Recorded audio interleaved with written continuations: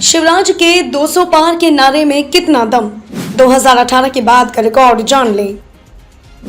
मुख्यमंत्री शिवराज सिंह चौहान ने 2018 के विधानसभा चुनाव में अब की बार 200 पार का नारा दिया था, लेकिन नतीजे आए तो सीएम के दावों की हवा निकल गई।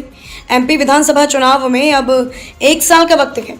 2023 में होने वाले चुनाव से ठीक पहले शिवराज ने फिर से उसी नारे को दोहराया है। कुशाभाऊ ठाकरे की जयंती के कार्यक्रम में अब की बार 200 पार का नारा शिवराज सिंह चौहान ने दिया है। इस नारे में कितना दम है, आइए जानते हैं। 2018 के विधानसभा चुनाव में मिली हार के बाद एमपी में हुए चुनावों में शिवराज सिंह चौहान का रिकॉर्ड कैसा रहा है। मुख्यमंत्री शिवराज सिंह चौहान ने 2018 के विधानसभा चुनाव से पहले कार्यकर्ताओं में जोश भरने के लिए नारा दिया था कि अब की बार 200 पार। चौथी बार बाजी जीतने के लिए शिवराज चुनावी मैदान में थे।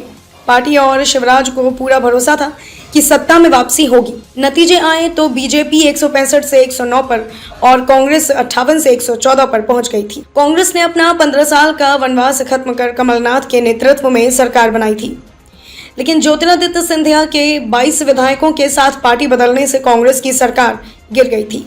इसके बाद शिवराज ने दोबारा शपथ लेकर बीजेपी की सरकार बनाई।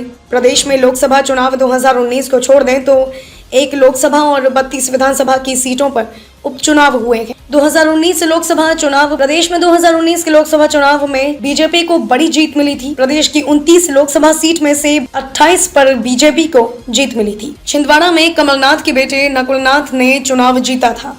हालांकि इस सीट पर पिछली जीत की तुलना में मार्जिन बहुत कम था। 2020 में 28 सीट पर उपचुनाव। कांग्रेस सरकार के तख्तापलट के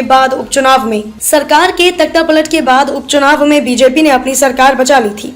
28 सीटों में से बीजेपी ने 19 और कांग्रेस ने 9 जीती। इसमें अधिकतर सीटें ज्योतिरादित्य सिंधिया के साथ बीजेपी में शामिल होने वाले विधायकों के इस्तीफे के बाद खाली होने वाली थी। ग्वालियर चंबल की 16 में से 7 सीटें कांग्रेस ने जीती।